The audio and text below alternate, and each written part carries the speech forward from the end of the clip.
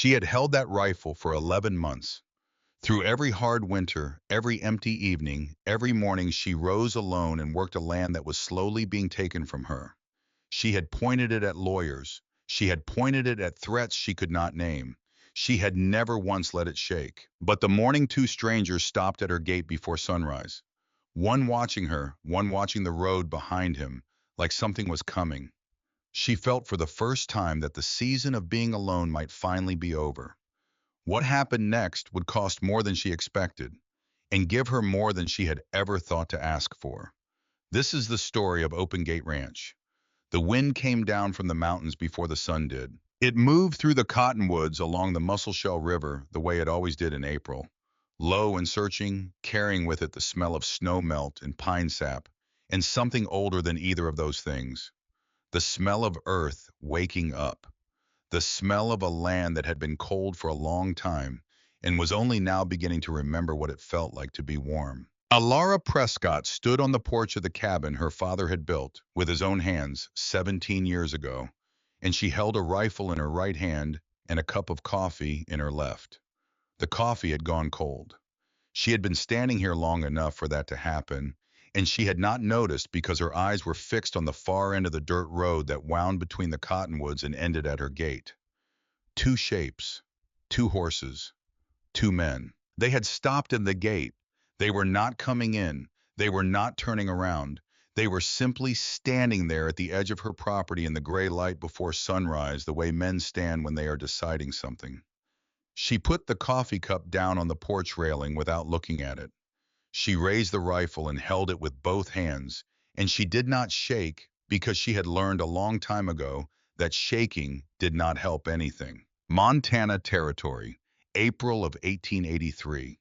The snow had finally thinned enough to show the ground beneath it, and the ground was soft and dark and full of possibility, and the season of men who carried old business with them had just begun. She waited. One of the men raised his hand, not toward her, not as a gesture of greeting in the easy way that travelers used. He raised it slowly, palm out the way. A man raises his hand when he wants to make absolutely certain that the person looking at him through a rifle sight understands that he means no harm. It was a careful motion. It was the motion of a man who had thought about it before he made it. She did not lower the rifle, but she listened. Elara Prescott had been alone on this land for nearly a year. Her father, Henry Prescott, had died in May of 1882. He had been a quiet man, a deliberate man, the kind of man who measured twice before cutting and never wasted a word when silence would do the same job.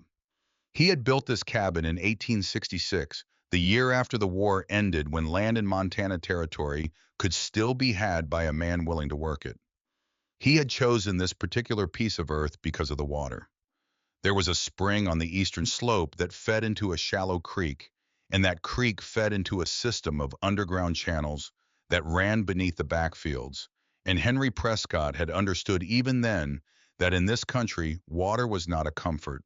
It was survival. I had worked the land alone for 12 years before Alara's mother passed.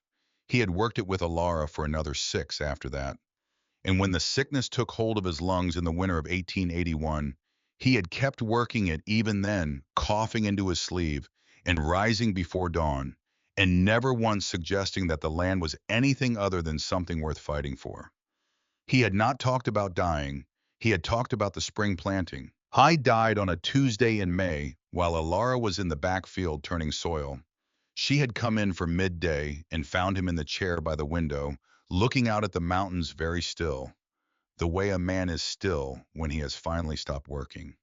She buried him herself in the small plot behind the cabin where he had asked to be put under the single pine tree that had somehow survived every hard winter this land had thrown at it. Then she had gone inside, and she had not cried because she was afraid that if she started, she would not be able to stop, and there was no one to take care of the animals while she fell apart. So she did not fall apart. She repaired the cabin roof when a December storm ripped a plank loose. She learned to set her own snares from a book her father had kept on the shelf. She drove the mule into town twice a month for supplies, and she spoke to the merchants with the same even voice she had always used. And she paid her bills on time, and she answered no questions about when she planned to sell. because a lawyer had come. He had come twice, in fact, the first time in August of 1882 and the second time in October, and both times he had carried the same leather satchel and worn the same careful expression, and both times he had explained with elaborate patience that his client, Mr. Harlan Whitfield, was prepared to offer a very generous price for the Prescott property, and that the offer would not remain on the table indefinitely. The first time Elara had said no. The second time she had opened the door and she had stood in it and she had looked at the lawyer without speaking until he understood that there was nothing left to say, and he had walked back to his horse and ridden away without another word. But that night after the second visit, she had sat at the table with her father's property documents spread out in front of her, and for the first time since May, she had felt the true weight of what she was carrying. Harlan Whitfield was the largest landowner in the region. He had arrived in Montana Territory in 1868 with money that no one had ever quite been able to explain, and an appetite for land that had never shown any sign of being satisfied. He owned the grazing rights to 4 ridge lines. He owned 2 of the 3 water sources north of the Mussel Shell. And what he did not own, he was in the process of acquiring through means that were legal in the precise technical sense, without being anything that Henry Prescott would have recognized as honest. What Whitfield wanted from the Prescott property was not the cabin or the fields or even the land itself. What he wanted was the water. The underground spring, the channels beneath the back fields, the source that fed everything from here to the northern boundary. If he controlled that water, he controlled every small farm and cattle operation within 10 miles. And every family that depended on those farms would have no choice but to answer to him. Elara understood this. She had understood it since the first visit, and she had understood that second night sitting alone with her father's documents that Whitfield was not going to stop sending lawyers. He was going to keep applying pressure, slow and patient and relentless, until the weight of it broke something. She could not sell. She knew that with a certainty that lived in her bones rather than her mind. This land was not an asset to be traded. It was proof. Proof that Henry Prescott had been here, had worked, here had mattered. If she sold it, that proof disappeared, and the space he had occupied in the world would close over like water closing over a stone, and it would be as if he had never stood on this earth at all.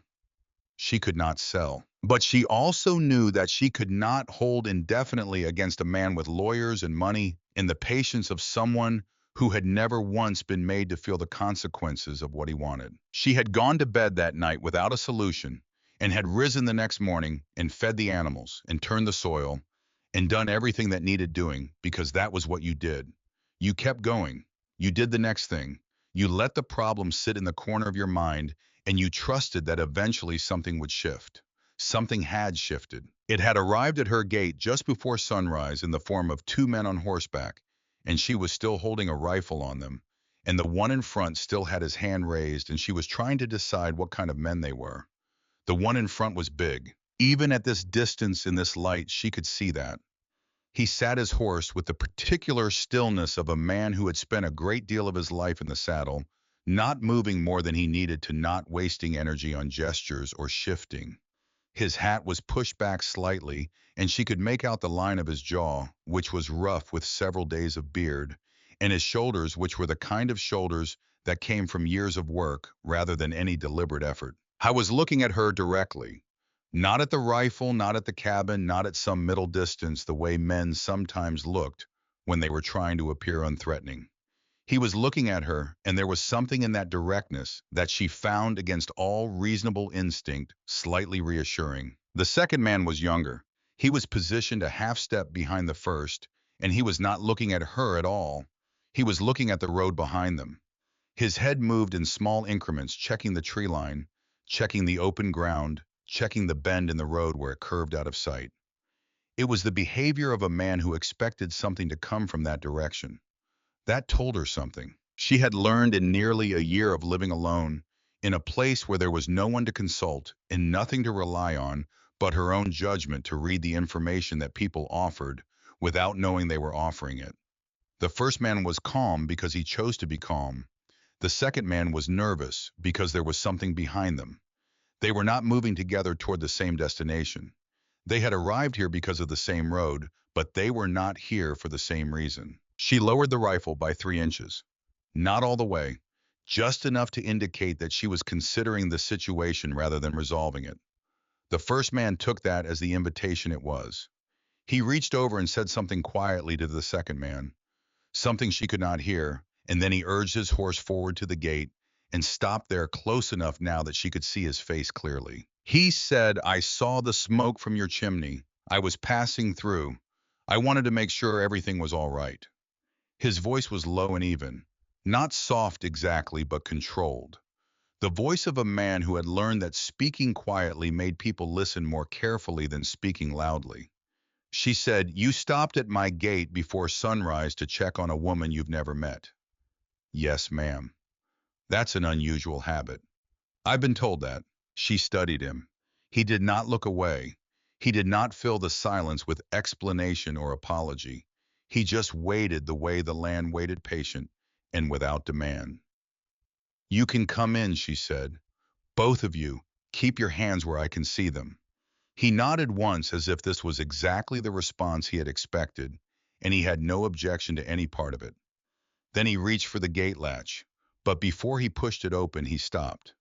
He looked at her and said, "Is it all right if I come in?" It was a simple question, 4 words, and yet it stopped her in a way she could not immediately explain because it was a question that no one had asked her since her father died. Every person who had come to this property in the past 11 months had simply come, had walked up the path or onto the porch, had assumed their welcome, or not cared about it. The lawyer had stepped through her door both times without hesitation. The merchant's boy who delivered supplies had tied his horse at the post and knocked without waiting to see if anyone was home. This man was asking. She said yes. He pushed the gate open and let his horse through, and the second man followed, and Elara watched them come up the path toward the porch. And she noticed as they crossed the yard that the big man's path brought him close to the fence post near the water trough, where her mule stood watching with the baleful expression he reserved for strangers. The mule's name was Jeremiah, and he had bitten 3 people in the past year. The merchant's delivery boy had a scar on his forearm to prove it. The big man saw the mule. He did not change direction to avoid him, but he slowed slightly and he turned his body so that his approach was sideways rather than head on, and he let the mule read the air for a moment before he took another step. It was the behavior of a man who understood animals, who knew that what looked like patience was actually a kind of language. Jeremiah lifted his head, flared his nostrils, and then dropped his head back toward the water trough and lost interest. Elara lowered the rifle the rest of the way. She still held it, but it was pointed at the ground. Inside, with the fire going and a pot of rabbit stew heating on the iron stove, the 3 of them took the measure of one another. The big man said his name was Calhoun Merritt. He said she could call him Cal. The younger man was his cousin, Stellan Merritt, and he said this last part in the careful tone of someone establishing a relationship rather than just offering information as if it mattered that she understand the exact nature of the connection between them. Cal sat at the table the way a man sits when he has not sat at a table in some time, but remembers how it is done. He took the bowl she gave him and ate slowly without hurry, the way a man eats when he is grateful rather than just hungry. Stellan ate fast. He finished before Cal had reached the midpoint of his bowl, and then he sat with his hands around his coffee cup and his eyes on the window. Elara sat across from them and watched and listened and said very little because she had found that people revealed more when they were not being actively questioned. Sal asked about the land, not the size of it, not the price of it, not the logistics of running it alone. He asked, "Does the East Field hold water after a heavy rain or does it run off?" It was the question of a man who had worked land before. A man who understood that the relationship between soil and water was not simple, that some earth grabbed moisture and held it, and some earth shed it like a stone sheds rain, and that the difference between those 2 types of ground could be the difference between a successful season and a ruined one. She told him about the clay layer 12 inches down on the east side, how it held water sometimes too well, how her father had addressed it by cutting a shallow channel along the low edge of the field. She heard herself talking with more detail than she had intended, and she noticed that Cal listened without interrupting, and that he asked one follow-up question about the slope angle that told her he had already visualized the field from her description. Stellan was not listening. He was watching the window. She noted this. Toward the end of the meal, when the pot was nearly empty and the coffee had been refilled twice, Stellan set down his cup and said without preamble, "Cal, Whitfield knows you're in this area." The name landed in the room like a stone dropped into still water. Elara set her spoon down. "Harlan Whitfield," she said. Both men looked at her. "He's been trying to buy my land for the past year," she said. "I've told him no twice. He's not done asking." Cal and Stellan looked at each other. It was the look of two men who had just received a piece of information that changed the shape of something they thought they already understood. Nothing passed between them in words, but in that look was an entire conversation, and at the end of it, something had been decided. "How much land?" Cal asked. 400 acres. The water source on the eastern slope is what he actually wants. And you've held him off. So far. Cal nodded once, storing it in the place where useful information goes. Outside, the wind moved through the cottonwoods. Somewhere down the road, a horse shifted and blew. Stellan was looking at the window again. She gave Cal the barn. She gave Stellan a pack of dried provisions in the directions to Fort Benton because Stellan, it became clear, was not staying.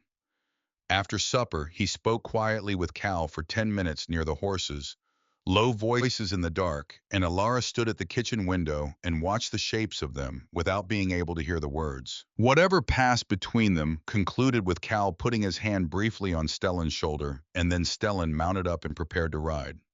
Before he went, he turned to Elara.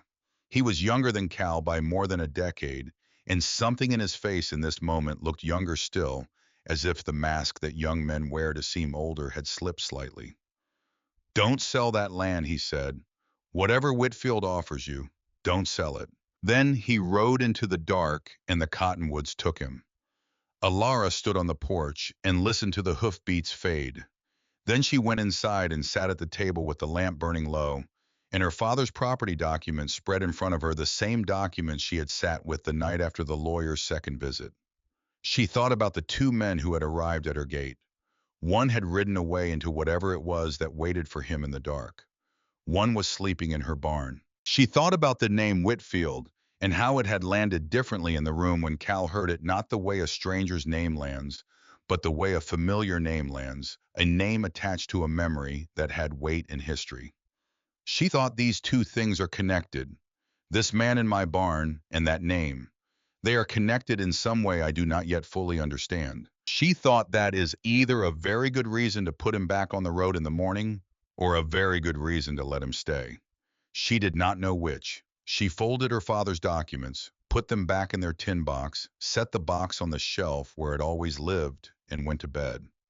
She lay in the dark and listened to the wind in the cottonwoods, and did not sleep for a long time. Across the yard in the barn, Cal Merritt lay on his back in the hay and looked up through a gap in the roof where one of the boards had warped away from its neighbors.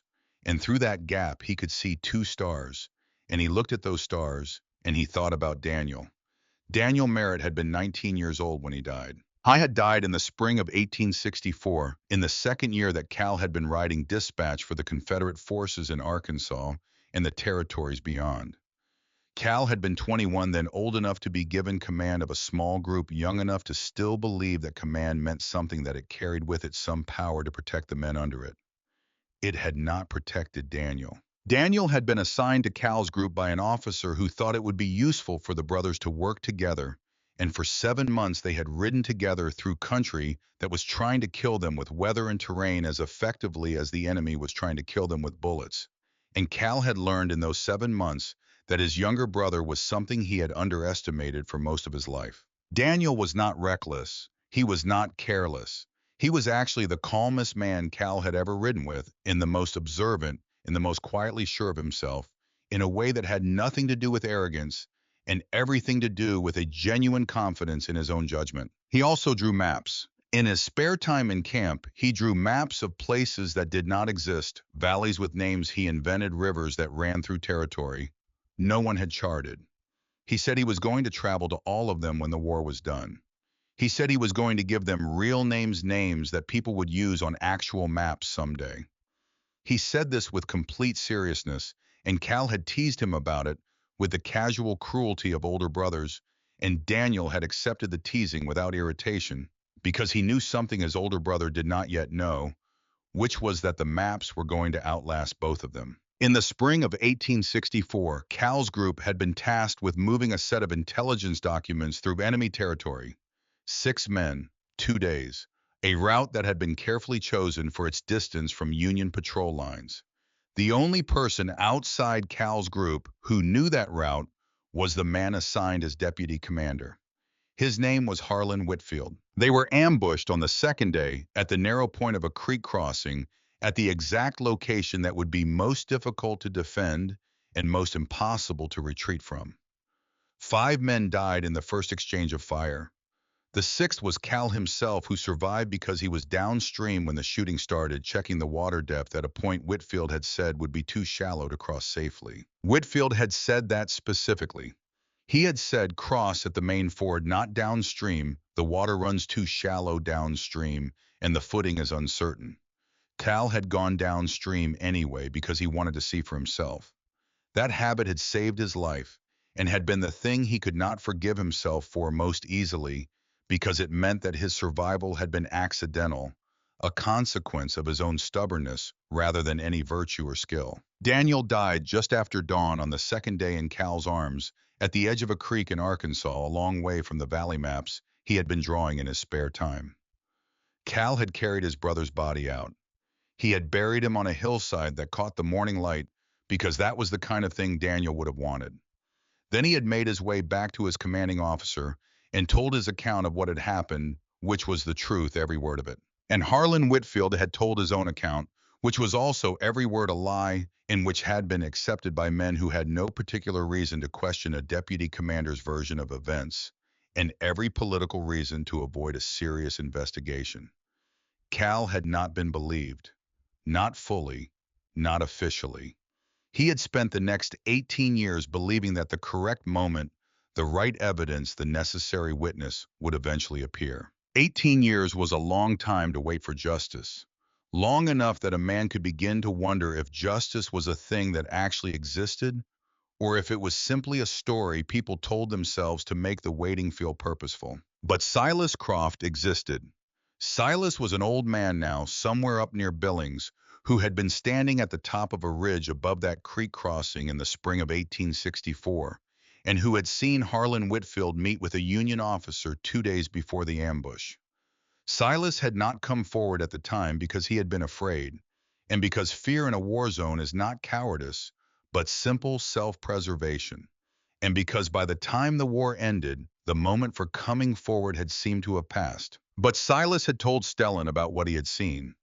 Stellan had told Cal, and now Cal was in Montana territory, a day's ride from where Silas was said to be living, which was a day's ride from the man who had gotten away with the deaths of 5 soldiers and the destruction of a young man's maps of imaginary valleys.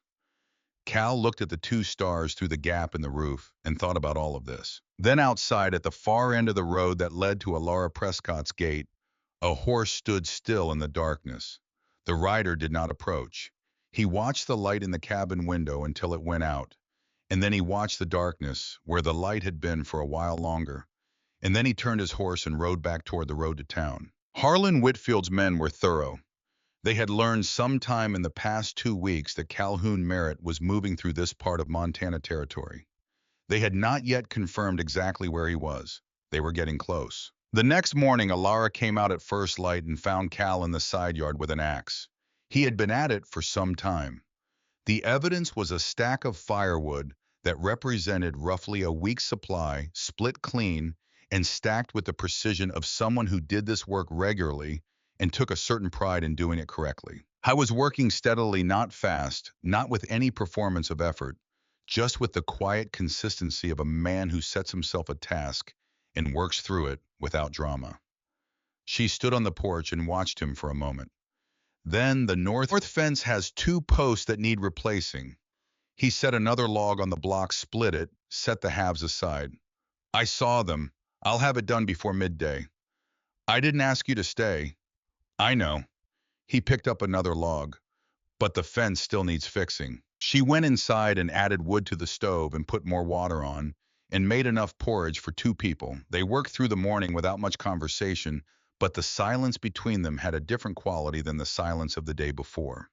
It was more settled, less provisional, as if something had been established that did not require ongoing negotiation. While they were working on the fence in the afternoon, Elara carrying posts and Cal setting them with the kind of methodical precision that suggested he had built a great deal of fencing in his life, she asked him the question she had been carrying since the night before. What does Whitfield want from you? He drove a post into the ground. Let the question sit for a moment, as if he were testing whether it would change shape if he let it rest. Then he told her, not a summary, not the careful, abbreviated version a man offers to a stranger when he does not yet know how much the stranger can carry. He told her the actual story in the flat, factual tone of someone who has learned that the only way to tell a hard thing is to tell it plainly without decoration, because decoration implies that the teller is more concerned with how they appear than with whether they are understood. He told her about the route, about the ambush, about the 5 men who had died at the creek crossing and Daniel who had died at dawn, holding Cal's hand, and the maps of imaginary valleys that had never been finished. He told her about Whitfield's account and the inquiry that had gone nowhere, and the 18 years since. When he finished, she was quiet for long enough that 2 blackbirds had time to land in the fence row, regard the situation, and depart again. Then she said, why haven't you done anything in 18 years? Because I had his word against mine. And the word of a man who spent the war on the wrong side doesn't carry much weight before a federal court in 1883. But now you have something different. I have a witness, if I can get to him before Whitfield does. She picked up the next post and carried it to him, set it in the hole he had already dug. Whitfield wants my water, she said, not for himself directly. He wants to control the supply for the entire region. If he has it, everyone here answers to him. I know. And you carrying information that could destroy him is now sitting on his land. It is. She looked out at the flat expanse of the back field, at the faint line where the underground water showed itself in the darker green of the grass above it, at the thing her father had chosen this land for, the thing that made it worth fighting over. Then it seems like we have a mutual problem, she said. Cal looked at her for the first time since he had started talking. That's one way to put it, he said. She picked up the post driver and handed it to him. 1 week, she said. You help me get the spring planting started. I give you a place where no one is looking for you. Then we figure out what comes next. He took the post driver, considered her for a moment with the expression of a man who is assessing something he did not expect to find. All right, he said. She turned and walked back toward the shed to get the next post, and she did not let him see that her heart was beating faster than usual, because she was not yet ready to examine what that meant. That night the figure appeared again at the far end of the road.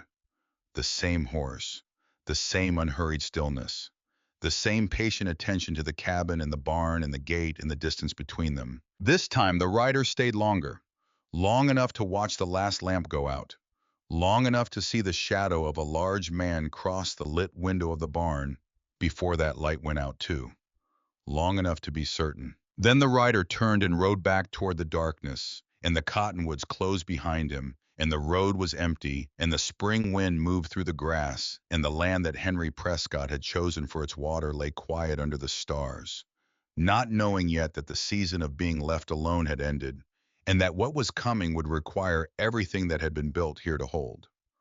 A week became 2 weeks. Neither of them said anything about it.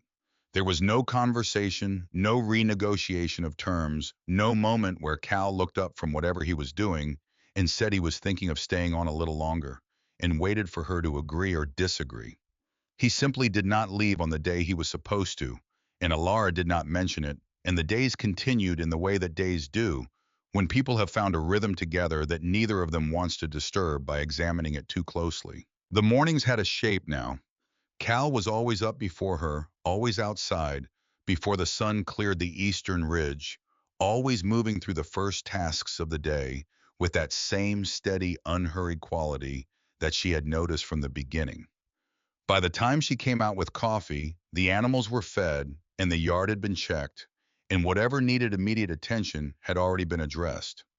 She would hand him the cup and he would take it without comment, and they would stand together in the early light for a few minutes, looking out at the land, not talking, and it was the most comfortable silence she had experienced since her father died. The afternoons were work.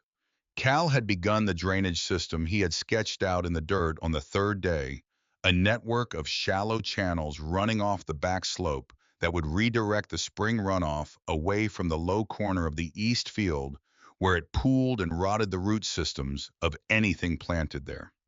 He dug with the methodical patience of a man who understood that the right work done slowly was worth more than the wrong work done fast. Elara planted alongside him, working the rows her father had laid out years ago, adding a new section along the south edge where the soil was richest. He asked her questions about the land.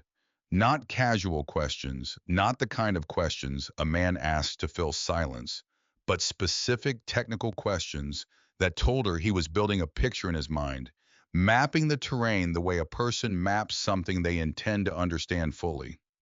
Does the south corner stay wet into June? Only in heavy years. Most years it drains by the end of May. And you've never had trouble with the fence line near the spring. Once, the year before my father got sick, something pushed through and we lost two fence posts. He thought it might have been elk coming down from the north ridge. He nodded, storing it. The channel I'm cutting should draw the overflow east instead of south. It'll keep that corner drier. My father thought about doing something similar. He never had time. He planned it out. He planned everything out. He just ran out of time to do it all. Cal was quiet for a moment. That's the hardest kind of leaving, when there's still work on the list. She did not answer because there was no answer that would have added anything to that. The evenings were the strangest part. Strange in the way that good things are sometimes strange when you are not accustomed to them. After supper, Cal would sit on the porch step and work with whatever piece of wood he had found that day, shaping it without any declared purpose, his hands moving with the automatic ease of someone for whom this was less a craft than a form of thinking.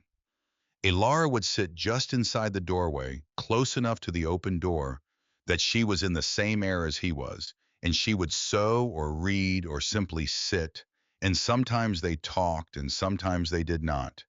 And the evenings had a quality of settledness that she had almost forgotten existed. One afternoon, toward the end of the second week, she took him west. She had not planned to. They had finished the morning's work earlier than expected, and she had been thinking about the grove since the weather turned warm, and she said, almost without deciding to, "There's something I want to show you." They rode west from the cabin through the fence line and across the open ground where the grass was coming in thick and green after the snow melt, and then into the trees that thickened as the land rose toward the first ridge. The trail her father had cut years ago was still there, just visible through the new spring growth. The wild plum grove opened without warning. The way it always had a sudden clearing in the trees where 20 or 30 plum trees stood, in the unplanned arrangement of things that had grown without anyone's instruction, and all of them were in bloom. White blossoms, dense as late snow, hung in clusters from every branch. The light came through the canopy in long diagonal shafts and caught the petals and turned them luminous, and the air smelled of something sweet and cool and unmistakably alive. Cal stopped his horse at the edge of the clearing. He was quiet for a long time, long enough that she turned to look at him, wondering if the grove had not struck him the way it struck her, wondering if she had misread him in some fundamental way. But he was not unmoved. He was very still in the way that people are still when something has found the exact place in them that it was intended to find. "Daniel liked flowers," he said without looking at her. "He used to bring them back for our mother whenever he came in from the woods. Wildflowers mostly. Sometimes just a handful of weeds that happened to be blooming. She'd put them in a tin cup on the windowsill." He paused. "I used to tease him about it. Told him it wasn't the kind of thing a grown man did." "Did you mean it?" He considered the question honestly. "No, I was proud of him for it, actually. I just didn't know how to say that, so I said the other thing instead." She reached up and took a small cluster of blossoms from the branch nearest to her and leaned across and placed them in his hand without speaking. He looked at them for a moment. Then he folded his fingers around them gently, the way you hold something fragile that you do not want to crush, and placed his hand against his chest near his heart and left it there. They did not speak for a while after that. They stood in the grove while the light moved through the blossoms, and she was close enough to him that she could see the exact line where the old grief sat in his face, not on the surface where expressions live, but deeper in the set of his jaw and the particular quality of his stillness. She had seen that look before. She had seen it in the mirror. My father used to bring me here before planting season, she said. Every year as long as I can remember. He said it was to remind himself what he was planting for. Cal looked at her then, a direct, quiet look that carried more in it than most men's speeches. He sounds like a man worth knowing, he said. He was, she said. He was the best man I ever knew, and I don't think I told him that enough times. Cal nodded slowly. I think that might be something that runs in families. They rode back to the cabin in a silence that had changed its character completely from the silences they had shared before. It was warmer now, more inhabited. That evening she did not sit inside by the door. She brought her mending out and sat on the porch beside him, and neither of them thought to remark on the difference. Stellan came back on a morning when the rain had been falling since before dawn. Elara heard the horse first, the particular uneven rhythm of an animal being pushed past its comfortable pace, and she was at the window before the sound fully resolved itself into something she recognized. When she saw Stellan coming up the road, she called out to Cal, who was already moving. Stellan looked like he had ridden through something more than weather. The bruise at his temple was dark purple and still swelling. His lower lip had been split and had bled and dried and split again. He sat his horse with the careful, minimizing posture of a man whose ribs hurt when he breathes too deeply. Cal got to him first and helped him down, and they went into the barn, and Elara followed. She did not ask permission.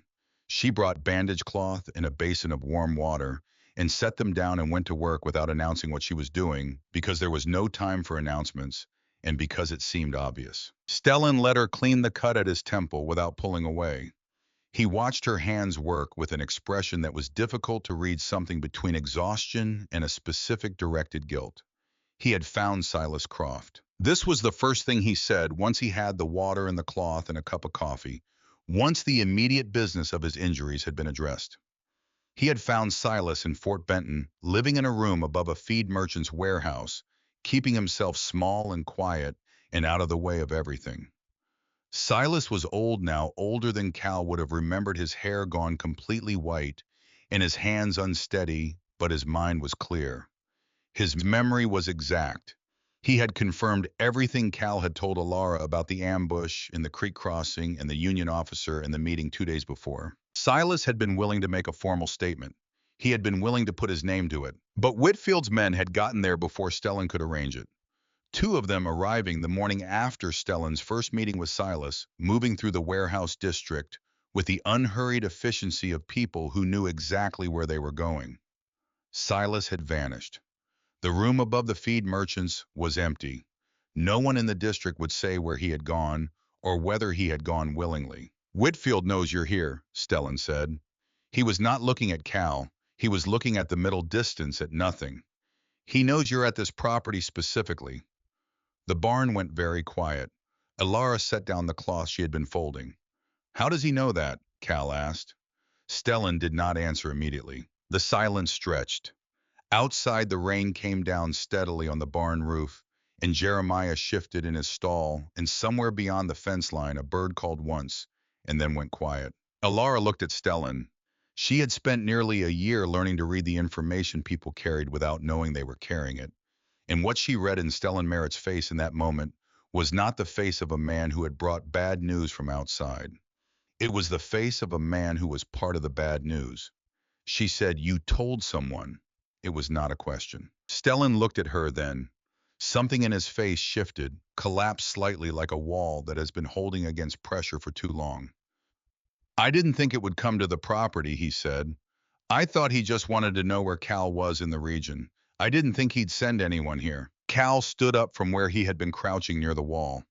He stood to his full height and looked at Stellan with an expression that was not anger in the explosive demonstrative sense, but something controlled and much heavier than anger. The expression of a man who has just had a calculation confirmed that he had been hoping was wrong. He said, "How long?" Stellan told him. Whitfield had approached him before his first trip to Fort Benton, not with threats directed at Stellan himself, but with information. Whitfield knew about Stellan's older brother, who had borrowed money from one of Whitfield's associated enterprises and had not been able to repay it. He knew about Stellan's mother, who was aging and sick and living on a small piece of land that she rented from a man whose business affairs were, it turned out, connected to Harlan Whitfield in ways that were not immediately visible. Whitfield had not needed to threaten directly. He had simply needed to make clear that he was aware of these things and that he had the ability to act on them if he chose to. "He didn't buy me," Stellan said. "I want you to understand that. He didn't pay me. He just made it clear what would happen to people I care about if I didn't tell him what I knew. And what I knew was where you were going and why." Cal was quiet for a long time, long enough that the rain outside shifted from heavy to lighter and then heavy again. Then he said, "You put her in the path of a man who sends people to make witnesses disappear. I didn't know he'd come here directly. I thought if I told him you were in the area, he'd focus on finding you before you found Silas. I thought it would draw him away from here. And instead, he's watching this property." Stellan looked at his hands. "Yes." Elara stood up and walked to the barn door and opened it slightly and looked out at the rain falling on the yard and the gate and the road beyond. She stood there for a moment thinking. Then she turned around. "Do you have anything from him?" she asked Stellan. "Any correspondence? Any document with his name on it and yours?" Stellan looked at her. "I kept a record," he said slowly, "of the arrangement. I kept it in case." He paused. "In case I needed to be able to prove that the arrangement existed and what it cost me." "Where is it?" He reached inside his jacket and withdrew a folded paper worn soft at the creases from being opened and closed many times. He held it for a moment the way a man holds something he has been carrying alone for too long. Then he placed it on the workbench between them. Elara looked at Cal. Cal looked at the paper. He picked it up and read it, and whatever was written there settled into his face like something heavy, being set down on a surface that had been bearing it from a distance. He folded it again. "If we can get to Silas," he said, "and if Silas is still willing to make a statement, his account combined with this document is enough to take to a federal court." "Silas is somewhere," Elara said. "Disappeared doesn't mean gone. It means hidden." "I know someone in Billings," Stellan said quietly. "An old man named Ezra Marsh. He and Silas grew up together. Before the war, before any of this. If Silas ran and needed somewhere to go, Ezra is where he'd go." The three of them stood in the barn with the rain coming down outside and Whitfield's folded document sitting on the workbench and the situation arranged around them like a map that was becoming clearer the longer they looked at it. Then Elara closed the barn door and said, "Come inside, I'll make more coffee, and then we need to figure out what happens next." That night, after Stellan had been given a place to sleep and the lamp had been turned down, Cal was still on the porch when Elara came out. She had not meant to. She had gone to bed and lain in the dark and stared at the ceiling for long enough to understand that she was not going to sleep. And then she had gotten up and put a shawl around her shoulders and gone outside. And he was there. He was sitting on the porch step, not whittling, not doing anything with his hands. Just sitting. Which was unusual enough that she noticed it. She sat on the step beside him. Not close, but within the same conversation. "Tell me the rest," she said. He looked at her. "You gave me the shape of it," she said. "The facts of it. But I want the rest. I want to know what it has actually been like to carry this for 18 years. He was quiet for long enough that she thought he might not answer. Then he talked. He told her about the inquiry after the war, the officers who had listened to him with careful expressions and had believed him. He could see it in their faces, had believed him privately and completely, and had still found it necessary to close the matter officially in Whitfield's favor, because the alternative created complications that no one in a position of power wanted to manage. He told her about leaving Arkansas and spending several years in Tennessee, and then drifting west, not running, not hiding, but not staying anywhere long enough to put down anything that could be called a root. He told her about his mother who had died in the spring of 1871 without knowing what had actually happened to Daniel, because Cal had never been able to bring himself to tell her, while there was nothing he could do about it. And then there had never been a right moment, and then the moment for telling her anything at all had passed. He told her about the particular loneliness of being the person who knew the truth of something that could not be proven. When he finished, she did not immediately respond. She let the words be what they were, complete and unmediated, without rushing to put something next to them. Then she said, "My father didn't only die of lung disease." Cal looked at her. "I was sick before Whitfield's lawyer came. He had a cough that winter, but he wasn't dying. He was managing it the way he managed everything, carefully and without complaint." She looked out at the dark field. After the first visit, something changed in him. Not the cough, something underneath the cough, something that had been holding him steady and now wasn't.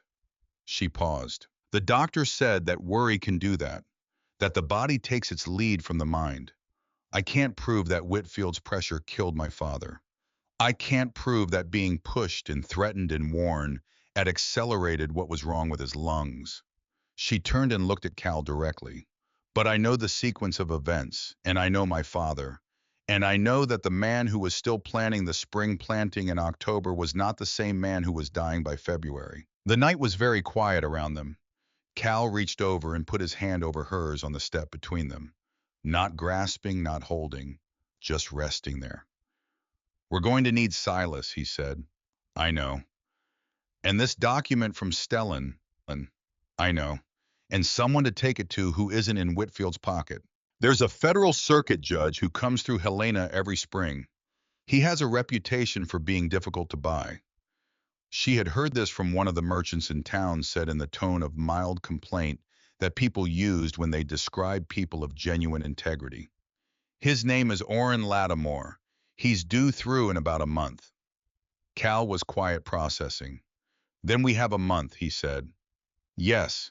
His hand was still on hers. Neither of them moved it. "Cal," she said. "Yes. What happened to you wasn't your fault. You know that." He was quiet for a moment. "I know it the way you know things you've been told often enough that they become facts. I don't always know it the way you know things that live in your body." "That's honest." "I try to be." She turned her hand over beneath his slowly, and her palm met his palm, and they sat like that in the dark, with the spring air around them, and the cottonwoods moving at the far edge of the property. She said, "There's a dance in town in 2 weeks, at the schoolhouse. I haven't gone in 2 years." He said, "Because of what people say, because of what I thought they'd say, and because going alone felt like confirming something I didn't want confirmed." "You wouldn't be going alone." She looked at him.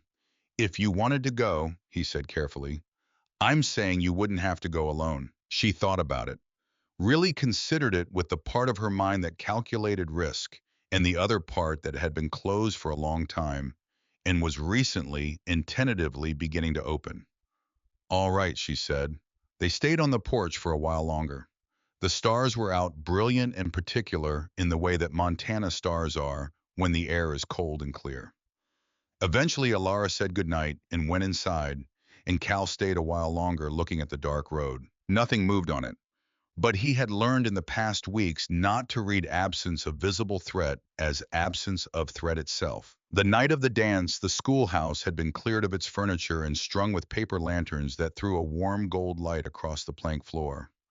A fiddle player and two men with a guitar and a squeeze box were working through reels in the far corner, and the room was warm with people, and the smell of cider and wood smoke, and the particular festive sharpness of people who had been through a hard winter and were glad to be on the other side of it. Elara wore her best dress, the dark blue wool with the ivory collar that she had worn to church the last time she and her father had gone together 2 winters ago now. She had let her hair down from its usual practical arrangement and pinned it up in a way that she had not had occasion to attempt in a long time, and she had stood in front of the small mirror above the wash basin for longer than she intended to, looking at herself with an expression she could not quite interpret. Cal had waited outside with the horses. When she came down the porch steps, he turned and looked at her with the same direct quality that had characterized his gaze from the first morning at the gate, unhurried and without any of the exaggerated approval that would have made her uncomfortable. He simply looked and then he offered his arm and she took it and they went. Harlan Whitfield was there. She saw him the moment they came through the door across the room, standing with two other men near the window. He was well dressed in the way that men are well dressed when they want to be noticed. Being well dressed, a dark jacket with silver buttons, a watch chain that caught the lantern light.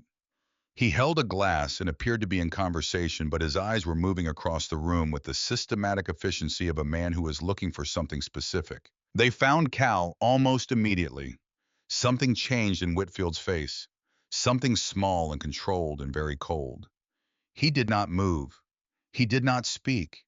He simply stood and watched with an expression that was not quite surprise, because Whitfield was not a man who allowed himself to be surprised, but something adjacent to it. The expression of a man who has just had a calculation confirmed that required certain adjustments. Cal had seen him. She knew it without looking at Cal, could feel in the quality of his stillness beside her that he had located Whitfield and filed the information, and was now doing what he always did with unwelcome information, which was carry it without letting it direct him. "He's here," she said quietly. "I know. Do you want to leave?" He looked at her. "Do you?" She considered the room. The fiddle was working through something bright and fast. Couples were moving on the floor. The lanterns were warm. People she had known her whole life were talking and laughing and behaving in the way that people behave when they are, for a few hours, relieved of the weight of difficult things. "No," she said. "I don't want to leave." He put his hand at the small of her back and guided her toward the floor, and they found a space among the other couples, and they danced. They did not try to follow the music exactly. The fiddle was moving faster than either of them wanted to move. They found their own pace slower in a small area of the floor that they kept for themselves, and Cal held her hand and kept the other at her waist, and she kept hers at his shoulder. And they moved in small circles that had very little to do with the reel being played, and everything to do with the simple fact of being in the same space close together for the first time. "You're careful," she said. "With things that matter," he said. She could feel Whitfield watching from across the room. She chose not to look. After two dances, they stepped outside into the cool air. The porch was empty.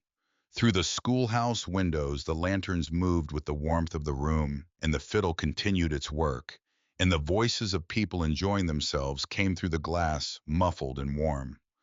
Elara leaned against the porch railing. "People didn't look at me the way I expected," she said. "That's not your burden anymore," he said. She looked at him. He was standing closer than he usually stood, and the lantern light from the window was on one side of his face, and the other side was in shadow, and he was looking at her with the same direct attention he always gave her.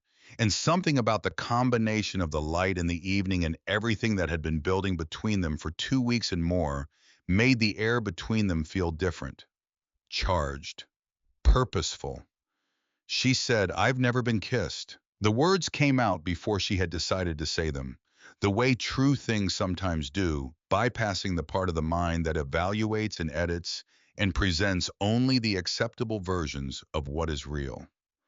Cal went very still. Then he said quietly and without urgency, "We don't have to rush anything." "I know," she said, "but I'm tired of waiting for things I don't actually have to wait for." He looked at her for a long moment.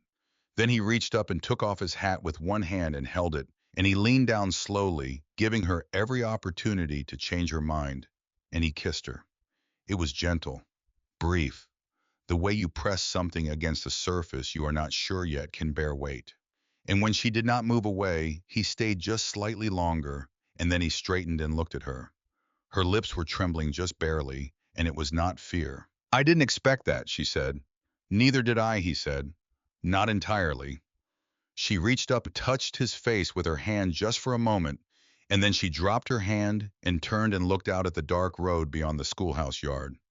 "We should go back in," she said, "before Whitfield decides our absence means something it doesn't." "Yes," he said. He put his hat back on. He offered his arm. She took it. But as they turned back toward the door, she glanced across the yard, and through the window, she could see Whitfield still standing in his place by the far wall. And he was not looking at the dancers or the musicians or anyone in the room. He was looking at the door through which she and Cal had just stepped back inside.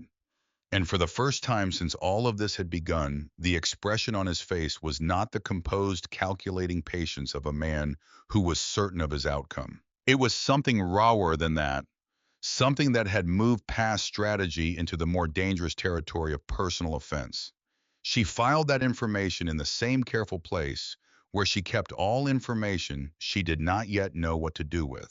And she went back to the dance, and she stayed until the lanterns were guttered and the fiddle had played its last. And when she and Cal rode home through the spring dark, she was leaning slightly against him in the saddle, and neither of them spoke much, and there was nothing in the silence that needed to be filled. They returned to find the west gate broken. It had not been broken when they left. Whitfield had watched them walk back into the dance together, and he had made a decision. Not wind, not accident. The hinge had been worked with deliberate force, the kind that leaves specific marks on the metal, the kind that requires intention. Inside the fence line, Jeremiah had been moved from his usual position near the water trough and was standing at the far end of the yard tied to a post that was not the post he was ever tied to. Someone had been in the yard. Someone had taken the time while they were at the dance to come in and move things, not to steal, not to cause any lasting damage, to leave a sign, a specific considered sign that said, "I was here while you were gone, and I could have done more than this, and I did not. And you should think about what that means." Stellan materialized from the shadow of the cottonwood tree near the east fence. He had been here when it happened. He had tried to follow the man, and the man had been on a fast horse and had headed north on the main road, and Stellan had not been able to close the distance before the dark took him. One man, Stellan said. He knew what he was doing. He was in and out in under 10 minutes. Cal stood in the middle of the yard and looked at the gate in the post where Jeremiah was tied, in the ground between where boot prints were still visible in the soft earth. Elara came to stand beside him. "They want us to be afraid," she said. "Yes." "They want us to make a mistake." "Yes." "Then we don't make a mistake." She looked at him. "We stick to the plan. You and Stellan go to Billings. You find Ezra Marsh. You find Silas. I'll stay here. I don't want to leave you alone right now." "I've been alone on this land for nearly a year," she said. "I know every sound it makes at night. I know when something is wrong, and I know how to answer it." He looked at her for a long moment. Then he nodded. That night he did not go to the barn. He pulled a chair to the window that faced the road, and he sat in it with his rifle across his knees. And Elara woke twice in the night and looked out and saw the shape of him there, steady and unmoving, and each time she went back to sleep more easily than the time before. In the morning, before she was fully awake, the smell of coffee was already in the cabin. He had made it. He had not asked. He had simply made it, and he set a cup beside her when she came into the kitchen, and she took it, and they stood at the window together and looked out at the yard and the gate and the road. Then the sound of hooves on the road and a rider in the livery of the county courthouse, and a sealed envelope delivered to Elara Prescott at the gate. She opened it. Harlan Whitfield had filed a claim in the Territorial District Court, alleging that the underground water source running beneath the Prescott property originated on land in which he held prior rights, and that her use of it therefore constituted unauthorized appropriation, and that as a remedy, the court should require the well and its associated access points to be sealed pending resolution of the matter. The hearing was scheduled in 3 weeks. Elara read the document twice. Then she set it on the table with the careful deliberateness of someone placing an explosive device in a location where it cannot cause immediate harm. "If that well is sealed," she said, "I can't water the crops I've already planted. I can't water the animals. I can't do anything this land requires me to do for the next 3 months." "I know," Cal said. "He doesn't need to win the case. He just needs the well sealed long enough for everything on this property to die, and then he'll have the deed without paying for it." "I know." She looked at the document. Then she looked at Cal. "Find Silas," she said. "Whatever it takes. Find him and get his statement and get back here before that hearing." Cal held her gaze. Then he reached out and put his hand on her shoulder briefly, solidly, the weight of a man who means what he does not say. "I'll be back," he said. He went to find Stellan, and Elara stood at the table with Whitfield's document in front of her, and the spring light coming through the window, and the sound of the land outside, doing what the land always did quietly and without drama. And she thought about her father, and she thought about the well, and she thought about the man who had just promised to come back. She trusted him. That was the part that surprised her most. Not the promise itself, but how completely she received it.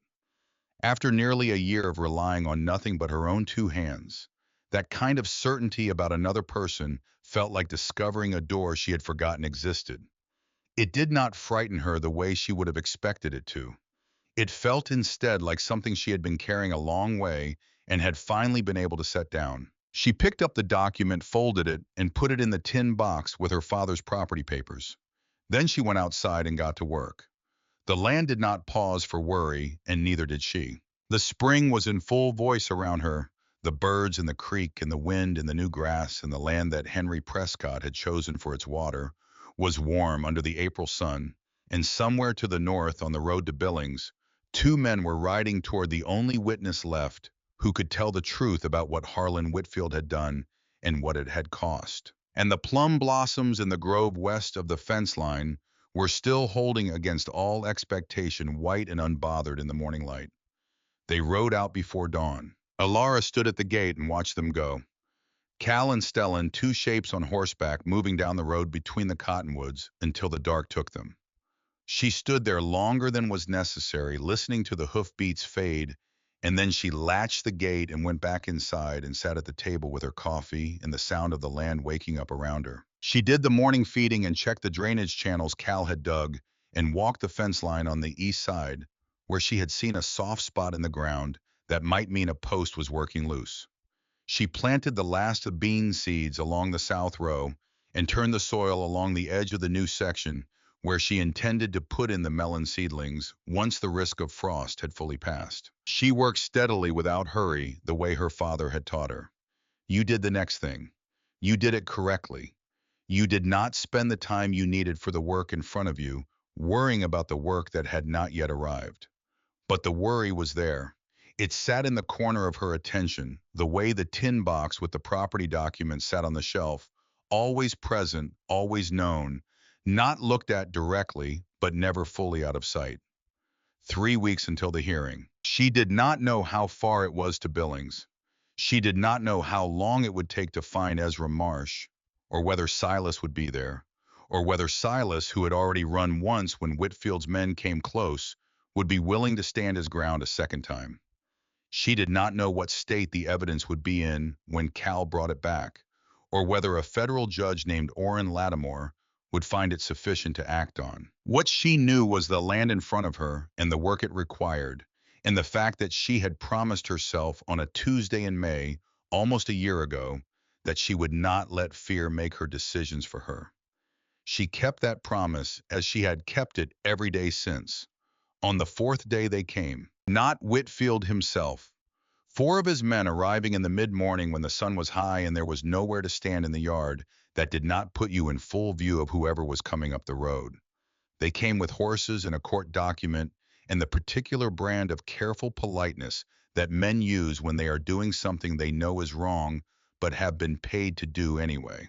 The document was a temporary order signed by the district court judge requiring the Prescott well to be sealed pending the outcome of Whitfield's water rights claim. The hearing date was still 2.5 weeks away, but a temporary sealing order could be issued on the basis of a claim alone without waiting for the hearing if the claimant could argue that irreparable harm was occurring in the interim. Whitfield had argued it. The judge had agreed. The signature at the bottom of the order was genuine. Elara read the document twice, standing in the yard with the morning sun on her shoulders and 4 men on horseback waiting for her to step aside. She did not step aside. She walked to the shed and took her rifle from inside the door and came back and stood in front of the well cover with the rifle held across her body. Not aimed, not threatening in the explicit sense, but present. Undeniable. The statement of a person who has drawn a line. This document is fraudulent, she said. Not because the judge's signature is forged, because the claim it's based on is false, and the man who made it knew it was false when he made it. And the judge who signed it will find that out when this matter is heard by a federal court. The man in front, who had the look of someone who had been in this situation before and had never enjoyed it, said, "Ma'am, we have a legal order. You have a piece of paper signed by a judge who has taken Harlan Whitfield's money on 3 separate occasions that I know of, and likely more that I don't." She looked at him directly. "I am telling you that if you touch this well, I will ride to Helena myself, and I will stand in front of Judge Orrin Lattimore. And I will say exactly that with documentation before the week is out.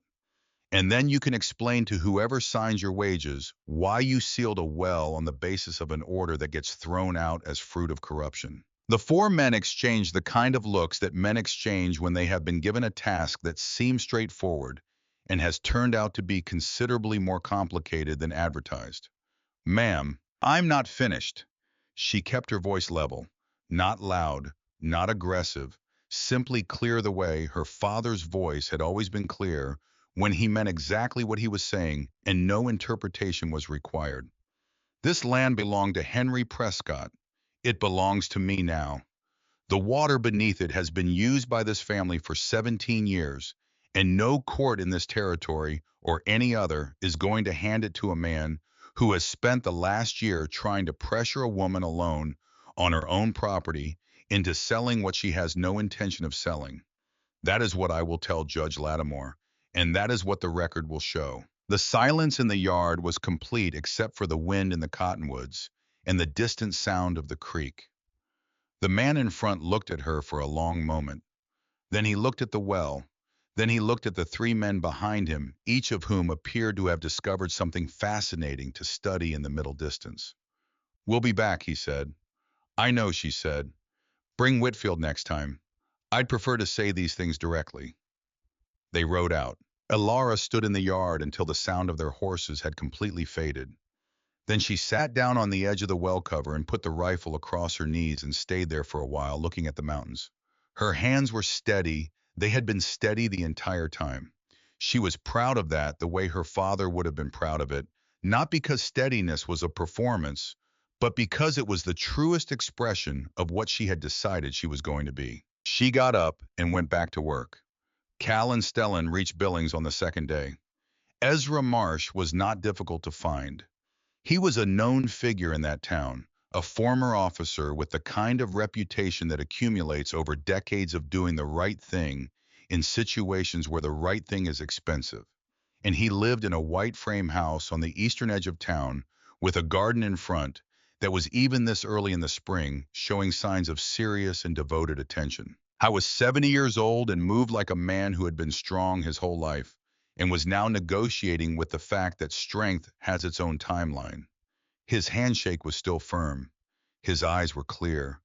He looked at Cal the way old soldiers sometimes look at each other, with a recognition that has nothing to do with having met before and everything to do with having been formed by the same brutal education. "I know who you are," Ezra said. "Silas told me about you. He's been hoping you'd come for a long time." Cal said, "Is he here?" Ezra looked at him carefully. Then he opened the door wider. Silas Croft was in the back room. I was older than Cal had imagined him, though he did not know precisely what he had imagined.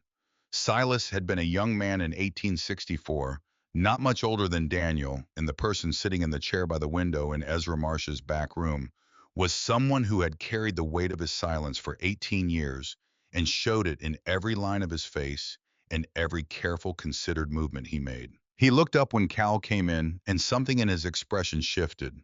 Not relief exactly, something more complicated than relief. The expression of a man who has been waiting for a conversation he knew was necessary and has spent a great deal of time being afraid of it and is now at last being asked to have it. Cal sat across from him. He did not begin with the case or the ambush or the evidence or any of the practical architecture of what needed to happen. He said, "Tell me what you saw," and Silas told him. He had been positioned on a ridge above the creek crossing not as part of any official assignment, but because the ridge gave good sight lines, and Silas had always been a man who preferred to see what was around him. He had seen Harlan Whitfield ride out alone on the evening before the ambush. He had seen Whitfield meet with a Union officer at a point 2 miles north of the crossing, a meeting that lasted the better part of an hour. He had seen them part ways. He had seen Whitfield return to camp. He had understood the following morning, when the ambush came from the exact angles, that a man with that information could have predicted what he had witnessed the night before. He had not come forward because he was 19 years old and frightened, and because the war was ending, and because everyone around him seemed to want very badly to put things behind them, and because he had told himself for 18 years that the moment for coming forward had passed, had passed, had passed. It hasn't passed, Cal said quietly. Silas looked at him. No, he said. I suppose it hasn't. He signed the statement that afternoon. His hand was unsteady, but his signature was legible, and witnessed by Ezra Marsh, whose own signature below it carried the weight of a man who had spent his entire adult life making sure the things he put his name to were things he could stand behind. Cal folded the document with the same care he gave to things that mattered. He placed it inside his jacket against his chest, in the same pocket where he kept the folded Whitfield document that Stellan had given him. He thanked Silas. Silas looked at him for a long moment. I'm sorry it took this long, he said. You're here now, Cal said. That's what counts. They rode out the next morning. On the second day of the return ride, Cal stopped his horse on a long, flat stretch of road where the mountains were visible to the west, and the sky was the particular clear blue that came after several days of settled weather. He had been thinking since the night before. He pulled up and Stellan came alongside, and Cal looked at him with the expression of a man who has finished weighing something and has arrived at the number. How long before your first trip to Fort Benton? He said. Stellan did not answer immediately. The road was empty ahead of them. A hawk was working a thermal above the western ridge. Cal, how long? Stellan was quiet for a moment that lasted exactly as long as a man needs to decide that the thing he has been carrying alone is too heavy to carry any further. Before, he said, Whitfield came to me before I left for Fort Benton. I didn't tell you because I thought I could manage it. I thought I could give him enough information to keep him satisfied without giving him anything that would actually help him. Cal said nothing. He knew about my brother. He knew about my mother's situation. Stellan kept his eyes on the road ahead. He didn't threaten me directly. He didn't need to. He just made it clear what he could do if he chose to. And I convinced myself that telling him roughly where you were moving in the region was giving him something too vague to be useful. But it wasn't vague enough. No. A long silence. The hawk above the ridge had found what it was looking for and dropped out of the thermal and was gone. The people at that property, Cal said. A woman alone. You understood that sending Whitfield toward her was part of what you were doing. I didn't think he'd focus on the property directly. I thought he'd focus on you. And if he'd focused on her instead, if he'd sent those men to that farm while I was standing in Ezra Marsh's garden in Billings. Stellan did not answer because there was no answer that improved the situation. Cal looked at him for a long moment. The expression on his face was the hardest kind of expression a man can wear because it was not anger and it was not contempt. It was something closer to grief, the specific grief of someone who has discovered that the people they trust are made of the same imperfect material as everyone else. Give me the document, he said. Stellan reached into his jacket and took out Whitfield's folded paper. He held it for a moment the way a man holds something he has used as ballast against a current that was trying to take him somewhere he did not want to go. He handed it over. Cal took it. He unfolded it. He read it again in the full light of the open road, making certain that what he had read in the barn was what was actually there, that the names and the dates and the specifics were exactly as they needed to be. They were. He folded it again and placed it next to Silas Croft's statement in the pocket inside his jacket. Then he said, Don't come to the property again. Stellan nodded once. I'm not saying you're a bad man, Cal said. I'm saying you made a bad choice, and the consequence of that choice is that there are people I can't ask you to be near. That's not punishment. It's just how it is. I know, Stellan said. They sat on their horses in the open road for another moment. Two men who had grown up in the same family, who had ridden together and shared camps, and known each other's histories in the way that cousins do when they are close, looking at each other across a distance that had nothing to do with the road between them. Take care of yourself, Cal said. You too, Stellan said. He turned his horse south. Cal watched him go, the way he had watched many things go in his life without being able to hold them. And then he turned north and pushed his horse to a faster pace because he had documents in his pocket and a hearing date in 2 weeks, and a woman standing alone on a piece of land that was going to need what he was carrying. Stellan Merritt rode south and did not come back to that part of Montana, not that year. But Cal heard later, through the kind of information that travels slowly across open country, that Whitfield's hold on Stellan's family had dissolved along with Whitfield's influence in the region. That was enough. Some debts get paid without anyone signing a paper. Cal rode through the rest of that day and camped light and rose before the sky was fully gray and rode again. I was back at the gate of the Prescott property on the evening of the third day. Elara was on the porch when he came up the road, and she watched him come, the way she had watched him go, with her full attention, and when he dismounted at the gate, she was already walking down the path to meet him. She stopped a few feet away and looked at him. He reached into his jacket and took out the two folded documents and held them out to her. She looked at them. Then she looked at him. Silas, she said. His statement, witnessed by Ezra Marsh. And the other one, Stellan's arrangement with Whitfield. His signature, Whitfield's signature, the date, the terms. He paused. Stellan was the one who told Whitfield I was in this area. Told him I was at your property specifically. He didn't think Whitfield would come here directly. He was wrong about that. Elara was quiet for a moment. Is he all right? The question surprised him. He thought about it. He's carrying something heavy, he said. He'll have to carry it for a while, but he's not hurt. She nodded. Then she took the documents from his hand and held them and looked down at them. 2 weeks, she said. 12 days, he said. I cut time where I could. She looked up at him. The sun was low and behind him, and the light was the color that Montana light became in the last hour before dark gold, in particular and brief. Come inside, she said. I made supper.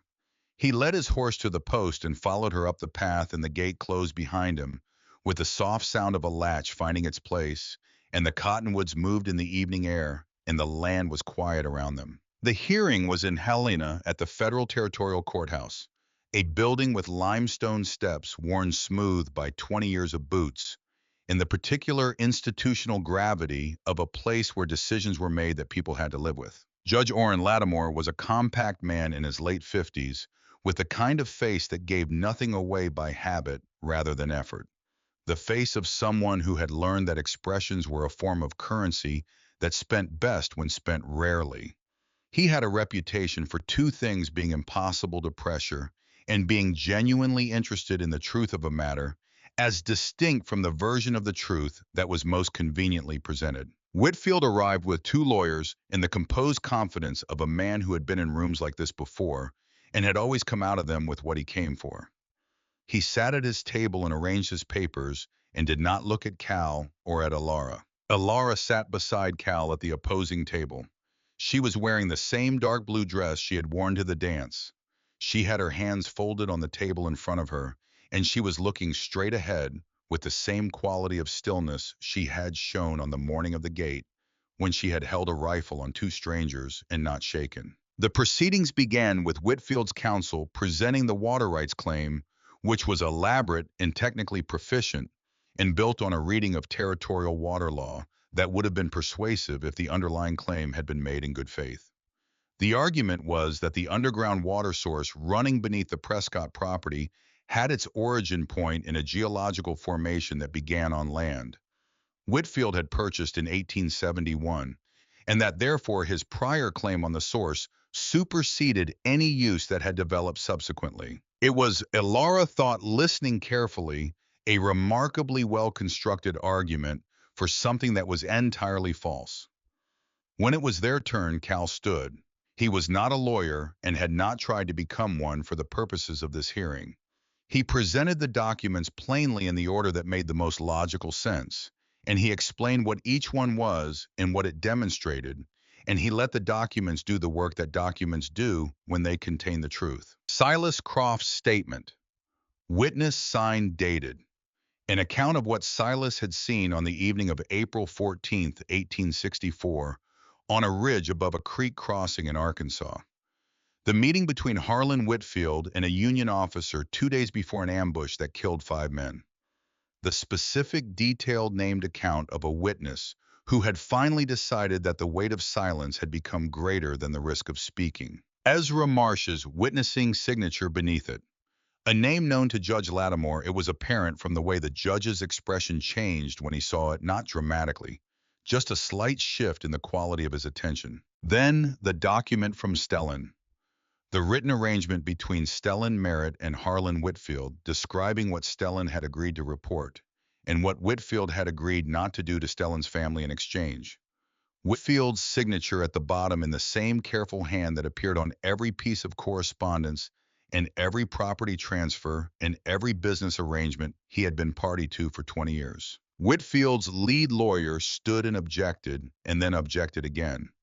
And the second objection was sustained on a technical ground. And then Lattimore asked a question of his own directly to Cal about the chain of custody of the documents and whether their integrity could be vouched for. And Cal answered the question simply and completely and did not embellish. Whitfield did not testify. Lattimore studied the documents for a long time. The courtroom was very quiet. Outside, through the high windows, the Helena sky was the deep spring blue that appeared after the last cold front had finally moved east. Lattimore said the temporary sealing order issued by the district court is lifted effective immediately pending review of the underlying claim in light of these materials. He looked at Whitfield's table with the expression of a man delivering information he expects to be clearly received. Furthermore, this court is referring the matter of the 1864 incident and the subsequent concealment thereof to the federal prosecutor's office for evaluation. Mr. Whitfield, you and your counsel should anticipate further proceedings. He set the documents down. He said, "Court is adjourned." Whitfield stood with the carefully maintained composure of a man whose entire life had been an exercise in never letting anyone see what was happening inside him. He spoke quietly to his lawyers. He straightened his jacket. He walked out of the courtroom with his head level and his pace measured. But he did not look at Cal as he passed. That Elara thought was the tell. A man who had nothing to fear would look. A man who was beginning to understand the shape of what was coming would not. She exhaled slowly. Cal gathered the documents from the table with the same deliberate care he gave to everything, folded them, placed them back inside his jacket. He looked at her. She said, "We're not done?" "No," he said, "but today is enough." She reached over and put her hand on his arm briefly, and then she gathered her own things, and they walked out of the courthouse into the Helena sunlight. And it was warm on her face, warmer than it had been all spring, and the mountains to the west were clear in particular against the sky. They rode home through the afternoon into the long golden evening that came at this time of year, when the days had finally stretched far enough to last. For the first part of the ride, neither of them spoke much. There was the sound of the horses in the road and the wind coming down from the north, and the particular silence of people who have been through something together and are still inside the experience of having been through it. After a while, Elara said, "Where were you before all this, before you came to this part of Montana?" Cal looked at the road ahead. "Moving, mostly Tennessee after the war, then Kansas for a few years, then west. I never stayed anywhere long enough to call it where I was." "Because of Whitfield." "Partly, but not entirely." He was quiet for a moment. "I think some of it was just that I'd gotten used to not staying. You do something long enough, it stops feeling like a choice and starts feeling like your nature. And now," he looked at her sideways, "now I've been somewhere long enough to have opinions about the drainage on the east field," he said, "and to know that the mule responds better in the morning than the afternoon, and to have planned the trough system for the back slope before the fall rains come. That's a lot of investment in a piece of land you're just passing through." "Yes," he said, "it is." The road turned and the mussel shell came into view below them, glinting in the afternoon light, and beyond it, the familiar tree line of the cottonwoods that marked the boundary of her property, and the faint shape of the cabin roof and the gate and the fence line running east. She looked at all of it. She said, "Cal, yes. Are you staying or are you leaving?" He let the question sit for a moment, the way he let most things sit, not from hesitation but from respect for what was being asked. "Staying," he said, "if you'll have me." She did not answer immediately. She looked at the land below them, the land her father had chosen and worked and loved, and left to her to hold the land she had held by herself for nearly a year, with no one to help her carry it. Then she turned her horse and pushed it to a canter, and then a gallop, and the wind came up around her, and the road opened ahead, and she rode the way she had always wanted to ride without holding back, and she could hear Cal's horse behind her, matching the pace. When she pulled up at the gate, breathing hard and laughing in a way she had not laughed in longer than she could clearly remember, he was right beside her. "I thought you were going to teach me to do that without falling off," she said. "I was going to," he said. He was smiling. It was a quiet smile, the kind that meant more than the demonstrative kind. "I just didn't know you already knew how." "Oh, I've been holding back," she said. "I noticed," he said. "I was hoping you'd stop." She reached over and took his hand briefly, and then let it go, and she opened the gate and rode through onto her own land, and he followed, and the gate closed behind them both. The summer was the best summer the Prescott land had seen in years. The drainage system Cal had installed in the spring drew the runoff cleanly off the back slope, and the east field stayed workable through July, in a way it had not managed since Elara was a girl. The melon seedlings she had transplanted in late May took hold with the vigor of plants and soil that finally had the right moisture balance. And by August, the south section was producing in a way that made the long hours of spring planting feel fully justified. Cal built a smoke rack by the river, and Elara learned to work the net, and they put up enough dried fish to carry well into winter. He built shelving in the root cellar, and she filled it steadily through the growing season with jar after jar of preserved produce, the rows accumulating with the satisfying evidence of work that had been done correctly and would last. Jeremiah remained, as always, his own counsel on the subject of who he was willing to tolerate. But he had apparently decided at some point during the spring that Cal fell into a category that was worth tolerating, and after that he was at least predictable, which was more than could be said for his treatment of most people. The proceedings against Whitfield moved slowly, the way legal proceedings do when they involve powerful men and complicated histories, and the institutional reluctance of courts to move faster than they are made to move. But they moved. The federal prosecutor's office had accepted the referral from Judge Lattimore. Whitfield's water rights claim against the Prescott property had been formally dismissed. His influence in the region was not destroyed overnight, but it was diminished, and more importantly, it was contested. And contested power is a different thing than unchallenged power, because it requires constant attention to maintain, and that attention had to come from somewhere. Whitfield had always operated most effectively in the spaces where no one was watching. People were watching now. One evening in late August, Elara was standing on the riverbank watching Cal pull in the net. The light was the kind of late summer light that makes everything look like a painting gold and warm and slightly unreal, and the mountains were clear in the west, and the water was high and cold from the summer snowmelt, and the net was heavy with silver. She had been watching him for a while when she said, "I've been thinking about putting in a second garden section next year, on the slope above the root cellar. Melons did so well this year, I want to expand." He pulled the net up and looked over his shoulder. "That slope gets good, son, and the drainage is good since you cut the channels. You'd need another smoke rack if you're expanding the fish operation too. I know, I was thinking you could cut the poles before the ground freezes." He straightened and turned to look at her fully, the net heavy in his hands. "You're planning a long way ahead." "I always have," she said. "I just didn't used to have anyone to plan with." He looked at her with the direct, unhurried quality that had characterized his attention from the first morning.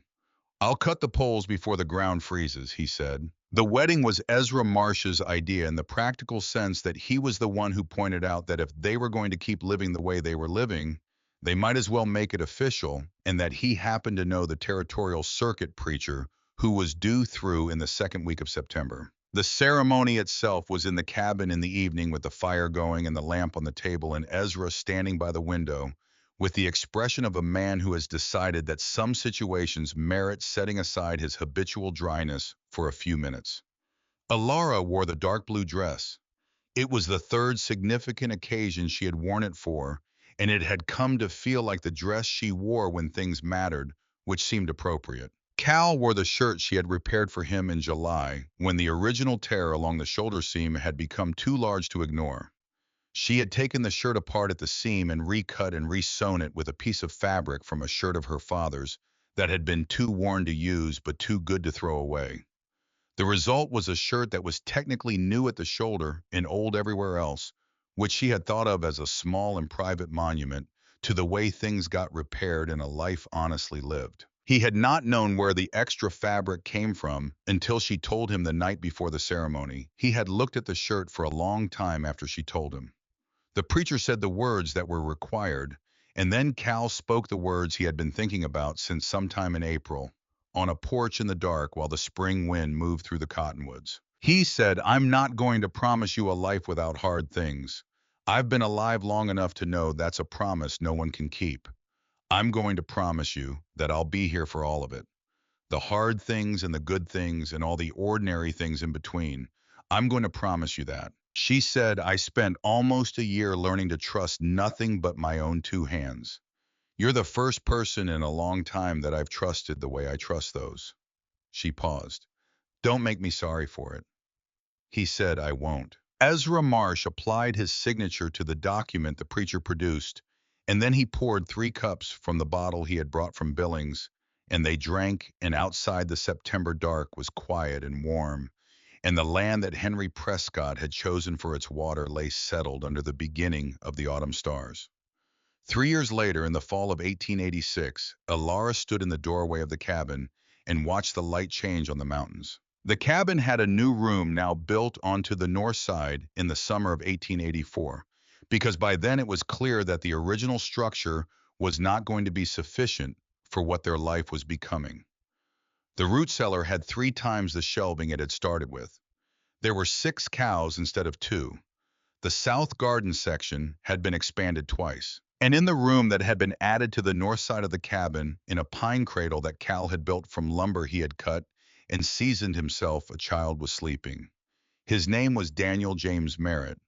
He had his mother's coloring, the honey gold hair, and the light complexion, and his father's eyes, that particular amber, that caught the light in a way that made people who looked at him feel as if they had found something they had not known they were looking for. Cal had asked her on the night of the birth, while she was still exhausted, and the lamp was low, and the baby was new in the world, and everything felt both very large and very small at the same time. He had said, "I would like to name him Daniel if you're willing." She had not answered with words.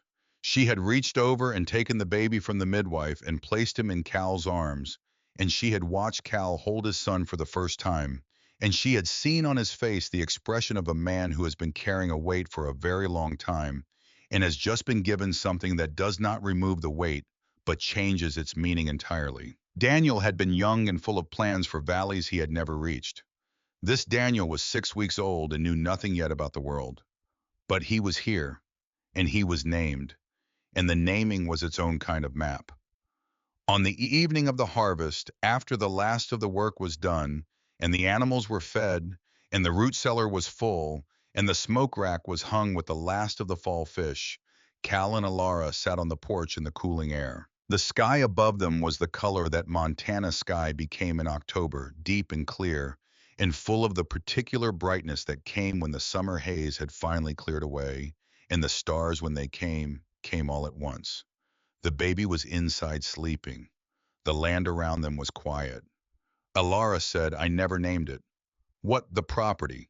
"My father only ever called it the farm. He never gave it a name." Cal looked out at the dark fields, at the drainage channels running their clean lines down the back slope, at the fence line he had repaired and extended, at the gate at the end of the road just visible in the last of the light. "What do you want to call it?" he said. She thought about it. She thought about the morning she had stood on the porch with a cold cup of coffee and a rifle and two strangers at her gate. She thought about a man who had stopped outside and asked if he could come in, a question so simple it should not have meant anything and had meant everything. She thought about her father and about Daniel, who had never finished his maps, and about the baby inside who was just beginning his. Open Gate Ranch, she said. Cal was quiet for a moment. Because of the gate, he said.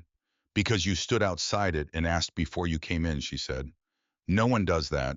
Everyone just comes in or they stand outside and expect you to invite them. You stood there and asked. She looked at him.